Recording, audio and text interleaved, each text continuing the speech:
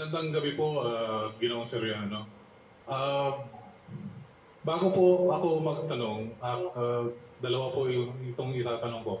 Pwede po ba malaman kung anong Biblia yung dating Biblia na pinapakita niyo sa screen at kung ano po, kung meron po ba itong imprimatur ng Simbahang Katolika? Alam mo kapatid, hindi lahat ng Biblia kasi merong imprimatur ng Iglesia Katolika. Ang may imprimatur nila yung Good News Bible, which was recently just translated from the Hebrew and the Greek scriptures. At saka yung tinatawag nila na yung first English authorized Bible of the Catholic Church, which is the Douay-Rheims version, meron po yung imprimatur. At saka yung banal na Biblia na isinalin sa Tagalog, may imprimatur yan ni Rufino Cardinal Santos. Lahat po ng Biblia yan ginagamit natin. Pero kung minsan, because of the language that is used, kung minsan we opt to use other translations of the Bible, not in the intent of evading what is the truth or misleading people from the truth. Kundi, kung minsan gumagamit tayo ng ibang sali ng Biblia dahil doon sa pagkakatranslate. There are problems in translation and it is always true unto all translated Bible na mayroong mga discrepancies na na-translate because of sometimes the ignorance of the translator and sometimes the carelessness of the translator.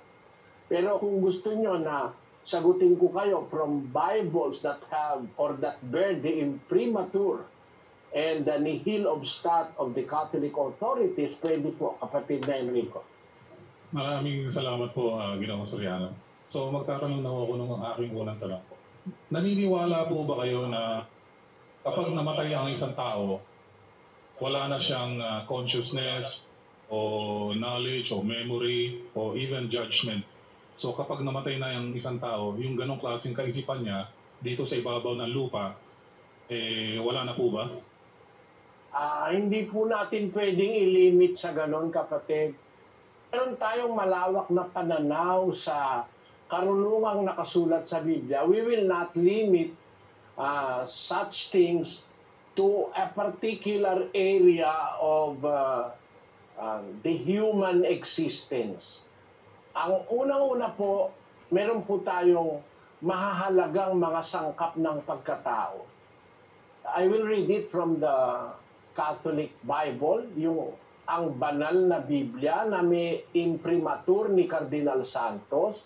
Pakita mo nga muna yung imprimatur na kapirma si Cardinal Santos. Opo, ayan. Ipakita po natin ang banal na Biblia.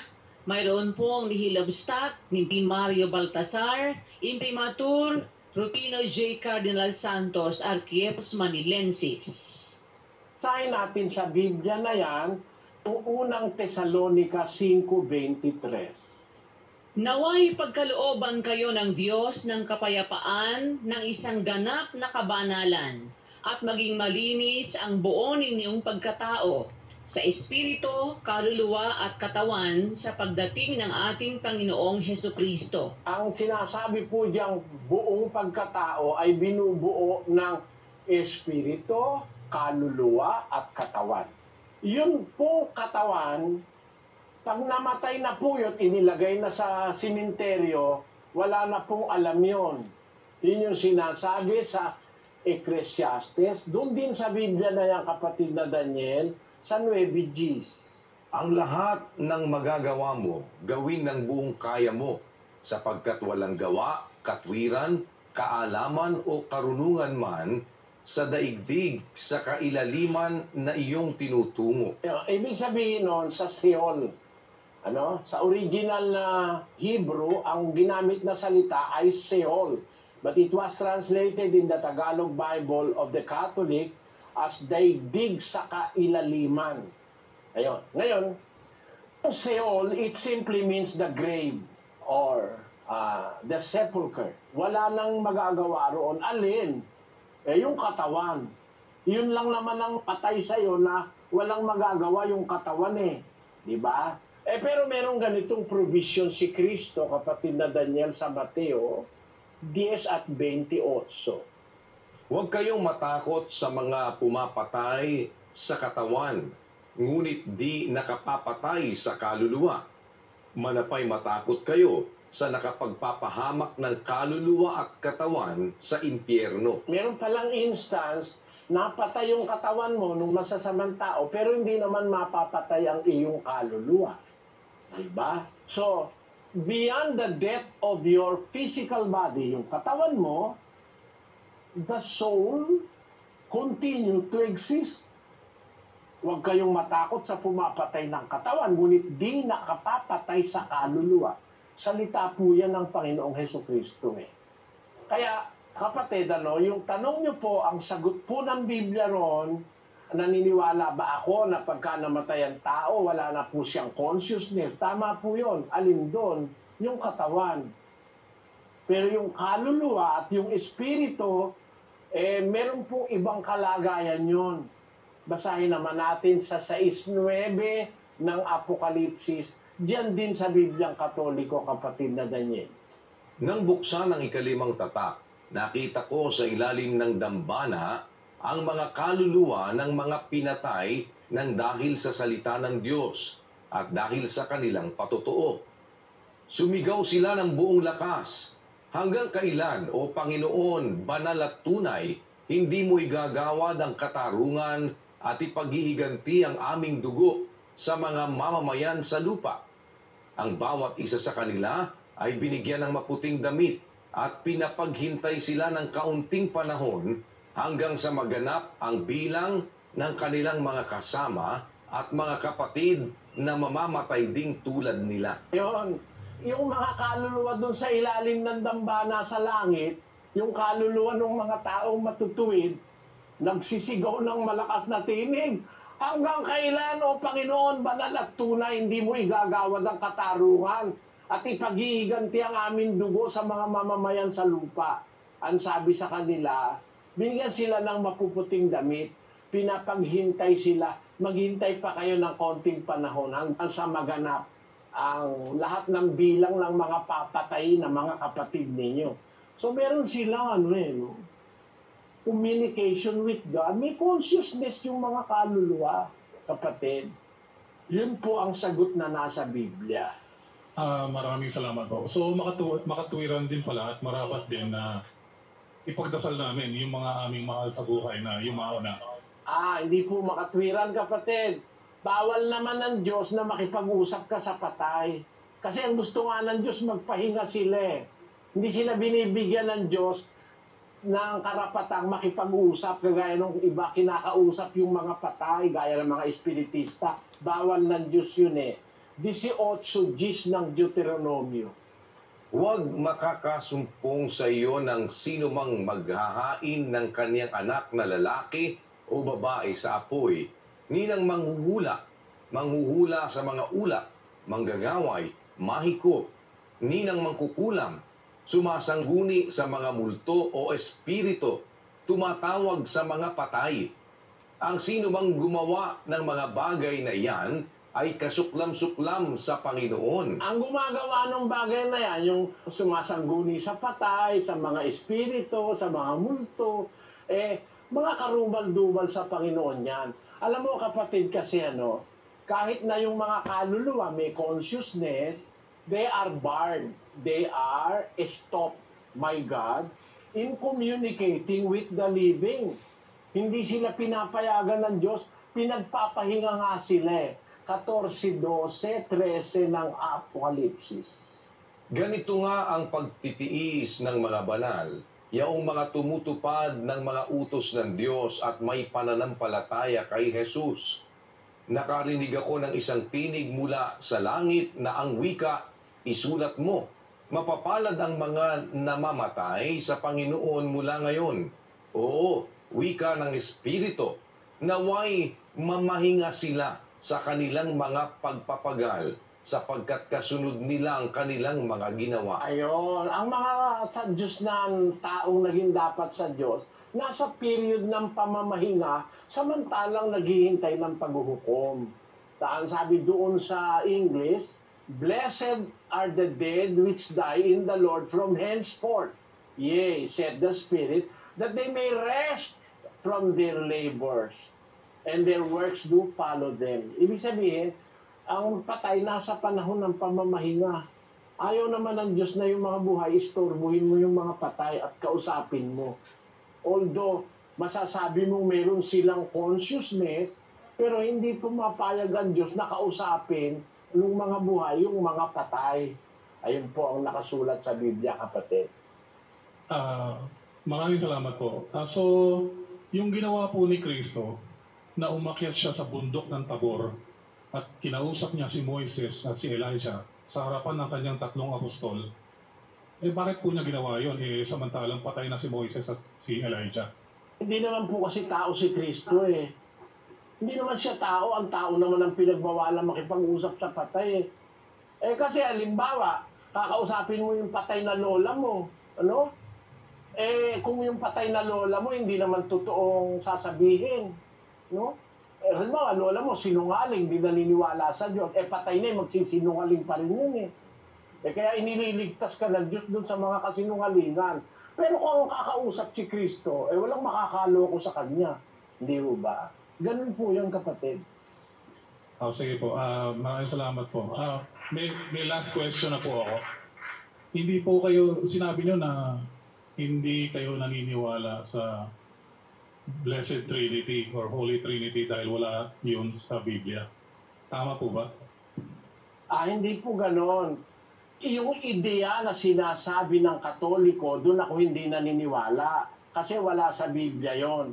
Ang sabi kasi, ang pananampalataya ng ating mga ninuno, the faith of our fathers.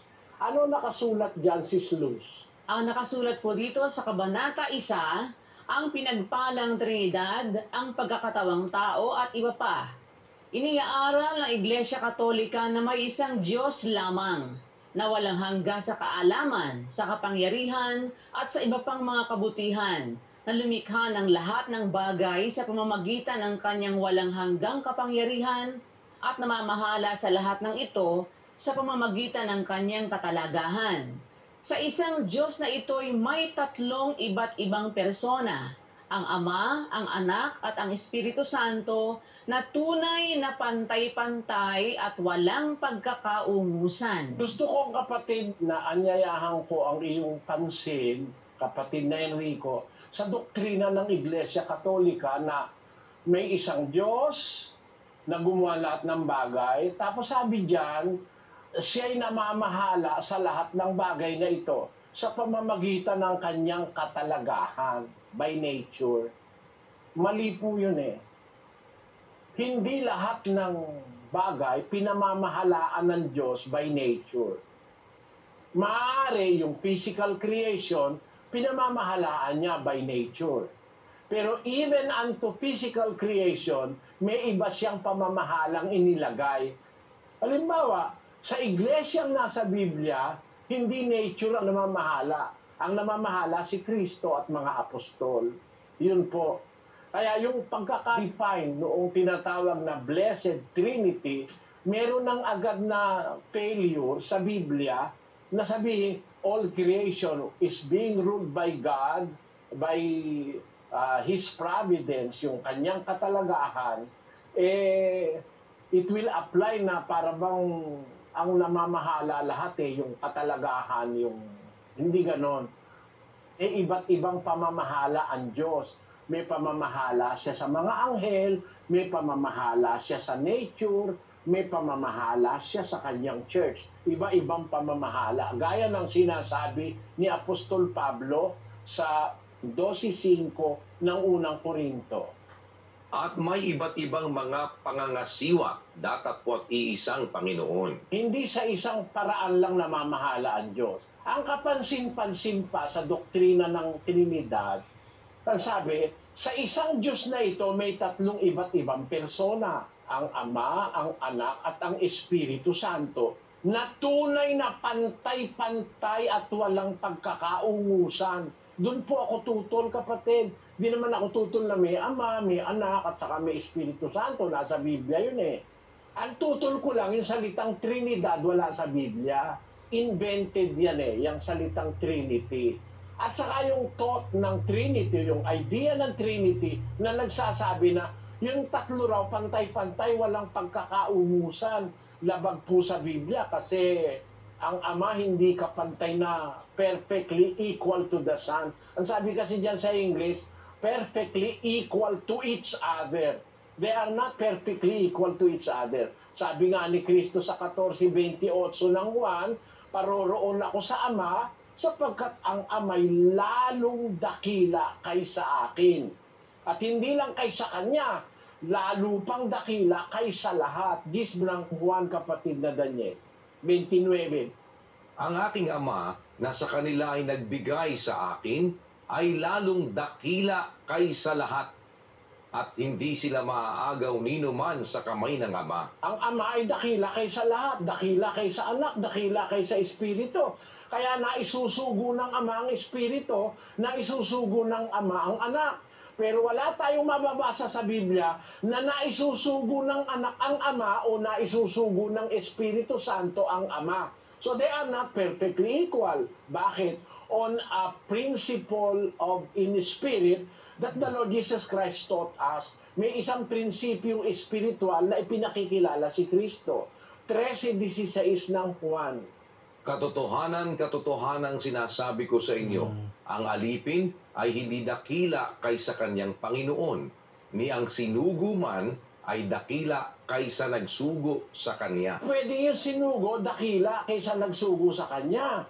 Hindi pwede yung alipin ay pumantay sa kanyang Panginoon. In like manner, si Kristo hindi nakikipantay sa Ama para sabihin, they are perfectly equal. I am perfectly equal with my Father. No. Kasi ang sabi niya, my Father is greater than I. Yun po ang sabi niya. On that note, tutol po ako sa Trinity. Pero on the note that there is a Father, a Son, and the Holy Spirit, sinasampalatayanan ko po dahil nasa Biblia yon, kapatid.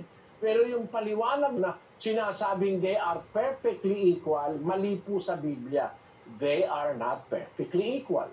The Father is greater than all. Ang sabi po ng banal na kasulatan. Doon po sa punto na yon, kapatid. Sana naunawaan. Maraming salamat po, Ginoong Soriano. No?